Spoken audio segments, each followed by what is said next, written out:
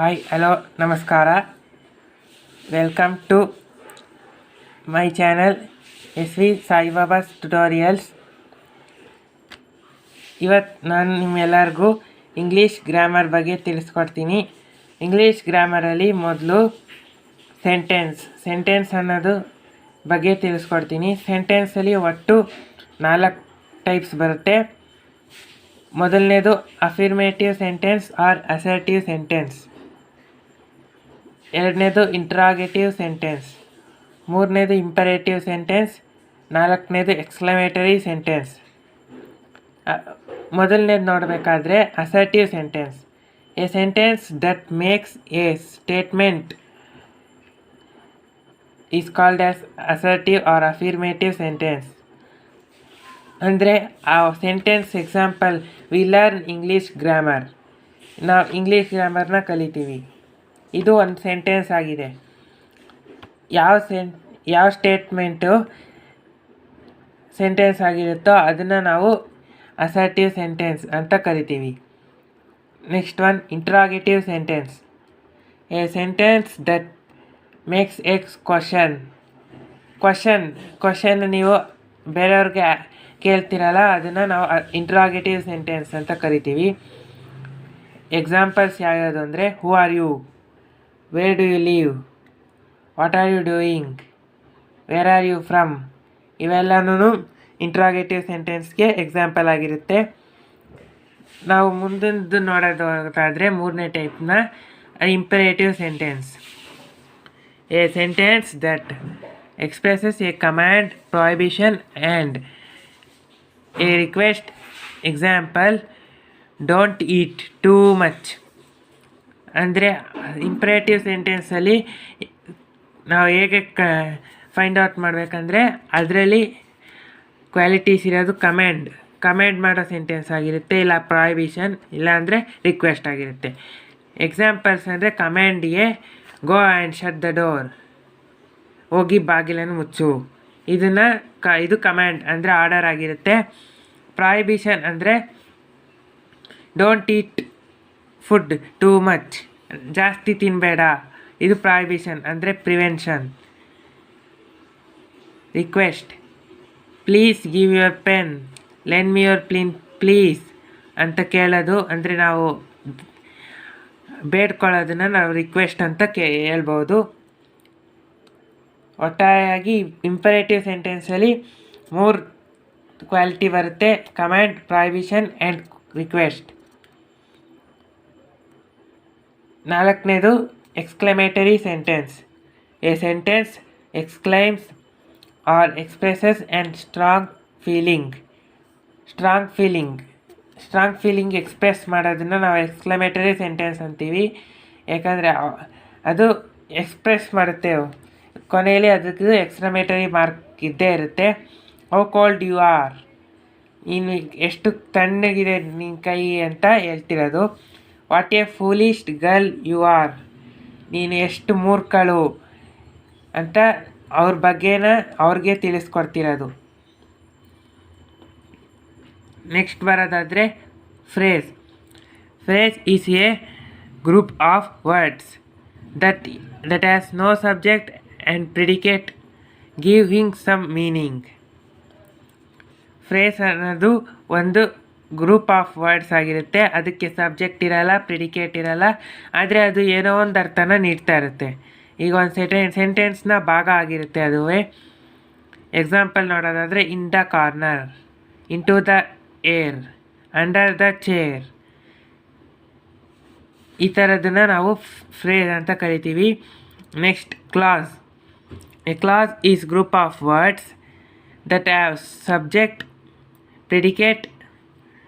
Example, tell me what you want, I don't know why he is late. ಇಲ್ಲಿ underline ಮಾಡಿರೋ words ಎಲ್ಲ ಏನಾಗಿರುತ್ತೆ, predicates ಆಗಿರುತ್ತೆ. Underline ಮಾಡ್ದಿರೋ ವರ್ಡ್ಸು ಸಬ್ಜೆಕ್ಟ್ ಆಗಿರುತ್ತೆ. Predicates is that which depends on subject. Predicates ಯಾವಾಗಲೂ subject ಮೇಲೇ depend ಆಗಿರುತ್ತೆ. Above which cannot underline that are subject. ನಾವು ಆಗಲೇ ಹೇಳ್ದಂಗೆ ಅಂಡರ್ಲೈನ್ ಯಾವ್ಯಾವುದಾಗಿರಲಿಲ್ಲ ಅದನ್ನೆಲ್ಲ ಸಬ್ಜೆಕ್ಟ್ ಅಂತ ಕರೀಬೇಕು. ನೆಕ್ಸ್ಟ್ ಕ್ಲಾಸಲ್ಲಿ 2 ಟೈಪ್ಸ್ ಇರುತ್ತೆ. ಮೊದಲನೇದು ಪ್ರಿನ್ಸಿಪಲ್ ಕ್ಲಾಸ್, ಎರಡನೇದು subordinate class. In above lines, tell me is a principal class and what you want is a subordinate class. ನಾವು ನೋಡ್ದಂಗೆ ಹಿಂದೆ ಲೈನಲ್ಲಿ ಟೆಲ್ ಮೀ ಅನ್ನೋದು ಅಂದರೆ ಸಬ್ಜೆಕ್ಟ್ನ ನಾವು ಪ್ರಿನ್ಸಿಪಲ್ ಕ್ಲಾಸ್ ಅಂತಲೇ ನಾವು ತಗೋಬೇಕು. ವಾಟ್ ಯು ವಾಂಟ್ ಅನ್ನೋದನ್ನು ನಾವು ಸಬಾರ್ಡಿನೇಟ್ ಕ್ಲಾಸ್ ಅಂತ ಡಿವೈಡ್ ಮಾಡಿದ್ದೀವಿ. ನಾವು ಇದರಲ್ಲಿ ಏನು ಹೆದರ್ಕೊಳ್ಳೋಂಗಿಲ್ಲ. ಸಬ್ಜೆಕ್ಟ್ ಅನ್ನೋದನ್ನು ಪ್ರಿನ್ಸಿಪಲ್ ಅಂತ ತಿಳ್ಕೊಂಡು ಪ್ರಿಡಿಕೇಟ್ ಅನ್ನೋದನ್ನು ಸಬಾರ್ಡಿನೇಟ್ ಅಂತ ತಿಳ್ಕೊಂಡ್ರೆ ಮುಗೀತು. ಸಿಂಪಲ್ ಸೆಂಟೆನ್ಸಲ್ಲಿ 3 ಟೈಪ್ಸ್ ಬರುತ್ತೆ. Simple sentence, compound sentence, complex sentence. A sentence having 1 subject and 1 predicate is called as simple sentence. ಅಂದರೆ ಹಿಂದೆ ನೋಡ್ದಂಗೆ tell me what you want, India is a big country, Ramnath Kovind is our president. ಈ ಥರ words ಅಂದರೆ ಸೆಂಟೆನ್ಸಲ್ಲಿ ಏನೇನಿರುತ್ತೆ ಅಂದರೆ ಒಂದೇ subject ಒಂದೇ predicate, ಎರಡು ಒಂದೊಂದಿರೋದನ್ನು ನಾವು ಸಿಂಪಲ್ ಸೆಂಟೆನ್ಸ್ ಅಂತ ಕರಿತೀವಿ. Next compound sentence. A sentence having 2 or more classes of equal rank and is called compound sentences. Example, we went out in the rain and were drenched. ಅಂದರೆ classes ಅಂದರೆ ಅದರಲ್ಲಿ ಒಂದು subject ಒಂದು predicate ಇದ್ದೇ ಇರುತ್ತೆ. 2 or more clauses ಅಂದರೆ equal ಆಗಿರುತ್ತೆ. Equal ರ್ಯಾಂಕಲ್ಲೇ 2 ಸಬ್ಜೆಕ್ಟು 2 ಇದ್ದರೆ ಪ್ರಿಡಿಕೇಟು 2 ಇರುತ್ತೆ. ಅದೇ ಥರ ಈಕ್ವಲ್ ರ್ಯಾಂಕಲ್ಲಿ 2 or more ಕ್ಲಾಸಸ್ಸು ಒಂದೇ ಸೆಂಟೆನ್ಸಲ್ಲಿ ಬಂದರೆ ಅದನ್ನು ನಾವು ಕಾಂಪೌಂಡ್ ಸೆಂಟೆನ್ಸ್ ಅಂತ ಕನ್ಸಿಡರ್ ಮಾಡ್ತೀವಿ.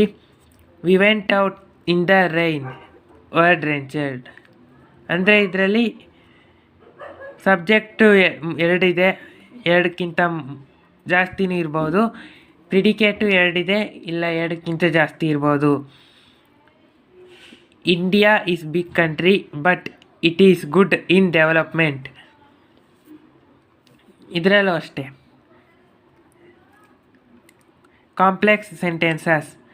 A sentence that expresses 1 or more dependent thoughts.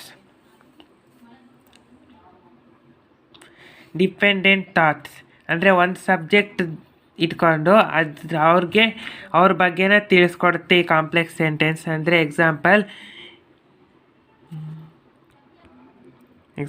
A man who is contented is happy. ಅಂದರೆ ಒಬ್ಬ ಮನುಷ್ಯ ನಗೋದ್ರಲ್ಲಿ ಖುಷಿಯಾಗಿರ್ತಾನೆ, ಅವನಿಗೆ ಅದೇ ಇಷ್ಟ ಅನ್ನೋದನ್ನು ಇದು ತಿಳಿಸ್ಕೊಡ್ತಿದೆ. ಇದೇನೇ ಡಿಪೆಂಡೆಂಟ್ ಥಾಟ್ಸ್. ಇದನ್ನು ನಾವು ಕಾಂಪ್ಲೆಕ್ಸ್ ಸೆಂಟೆನ್ಸಸ್ ಅಂತ ಕರಿತೀವಿ. ನೆಕ್ಸ್ಟ್ ನಾವು subject. The thing of which we think is called subject. ಅಂದರೆ ನಾವು ಯಾವುದ್ರ ಬಗ್ಗೆ ಒಂದು ಸೆಂಟೆನ್ಸಲ್ಲಿ ಯೋಚನೆ ಮಾಡ್ತೀವಿ ಅದನ್ನು ನಾವು ಸಬ್ಜೆಕ್ಟ್ ಅಂತ ಕನ್ಸಿಡರ್ ಮಾಡ್ತೀವಿ.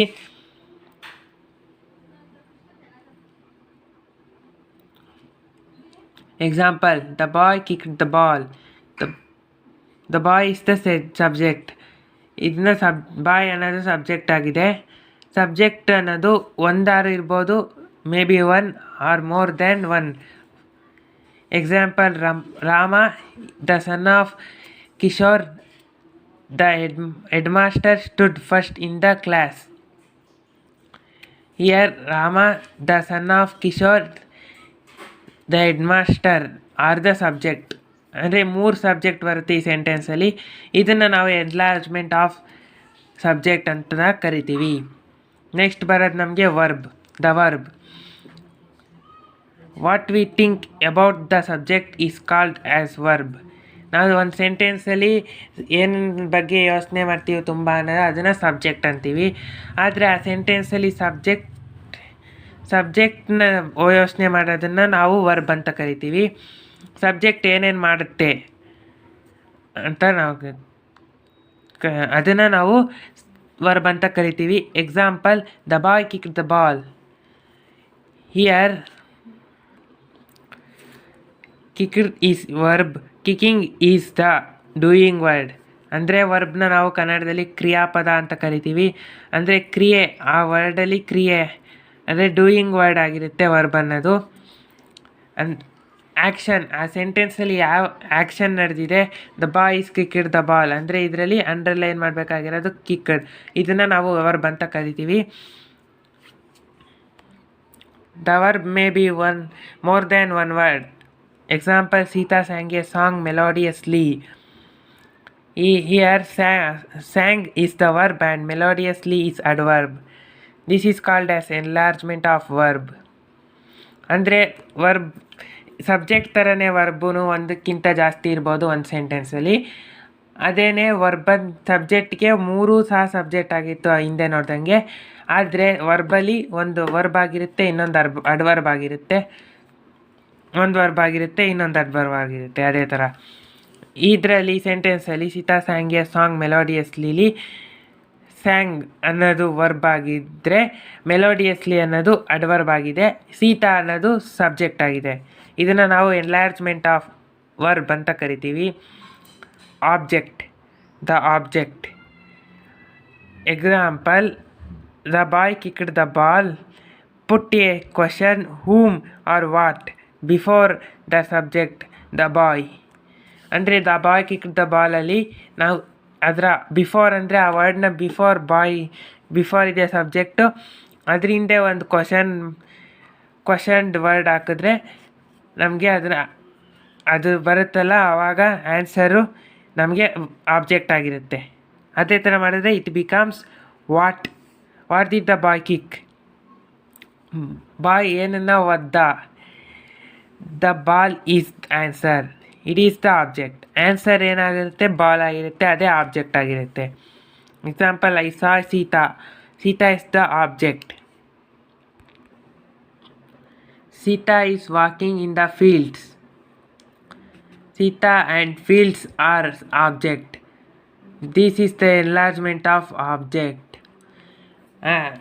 ಸಬ್ಜೆಕ್ಟ್ ಮತ್ತು ವರ್ಬ್ಸ್ ಎರಡು ಎನ್ಲಾರ್ಜ್ ಹೆಂಗಾಗ್ತು ಅದೇ ಥರನೇ ಆಬ್ಜೆಕ್ಟ್ಗೂ ಎನ್ಲಾರ್ಜ್ ಆಗೋ ಶಕ್ತಿ ಇದೆ. ಅದೇ ಥರ ಸೆಂಟೆನ್ಸಲ್ಲಿ 2-3 ಆಬ್ಜೆಕ್ಟ್ ಇದ್ದೇ ಇರುತ್ತೆ.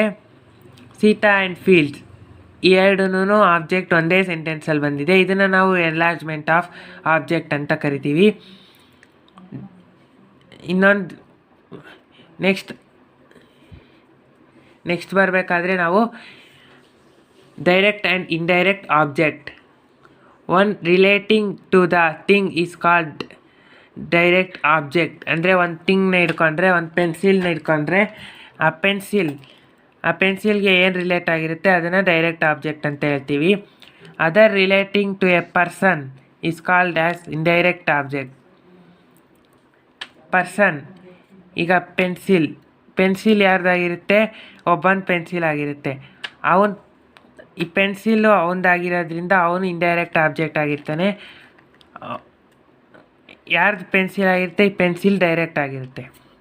Example, I gave him A book. Him is A indirect object, A book is A direct object. Him ಅನ್ನೋದು ಇಂಡೈರೆಕ್ಟ್ ಆಬ್ಜೆಕ್ಟ್ ಆಗಿದೆ, ಯಾಕಂದರೆ ಅದು ಪರ್ಸನ್ನು. ಎ ಬುಕ್ ಅನ್ನೋದು ಡೈರೆಕ್ಟ್ ಆಬ್ಜೆಕ್ಟ್ ಆಗಿದೆ. ಹೀಗೆ ನಾವು ಮುಂದಕ್ಕೂ ಗ್ರಾಮರ್ಸ್ ಪಾಯಿಂಟ್ಸ್ನ ಹಾಕ್ತಾ ಇರ್ತೀವಿ. ಇದು ಎಲ್ಲರಿಗೂ ಹೆಲ್ಪ್ ಆಗುತ್ತೆ. ನೆಕ್ಸ್ಟ್ ವಿಡಿಯೋದಲ್ಲಿ ಪಾರ್ಟ್ಸ್ ಆಫ್ ಸ್ಪೀಚ್ ಬಗ್ಗೆ ಹಾಕ್ತೀವಿ. ನಮಸ್ಕಾರ. ಈ ವಿಡಿಯೋನ ನಿಮ್ಮ ಎಲ್ಲ ಫ್ರೆಂಡ್ಸ್ಗೂ ಶೇರ್ ಮಾಡಿ, ಲೈಕ್ ಮಾಡಿ.